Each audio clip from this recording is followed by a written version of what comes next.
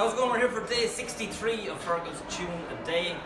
We're in Oshkosh, Wisconsin. I'm joined by Deanne Carloni. Got it. Get it right. So we're just after a lovely show here in the Howard Fine Theatre here. So much fun. And we're both in our red pants. Woo! Yeah. Excellent. It's been a Blarney Pilgrim. Alright, here we go. 1, 2, 3, and...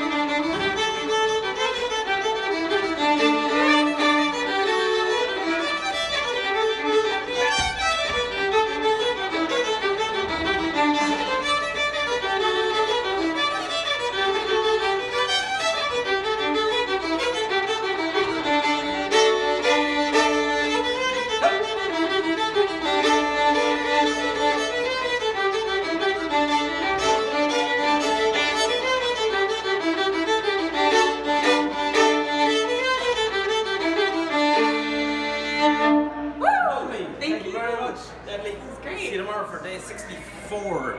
Yep. Oh, all good.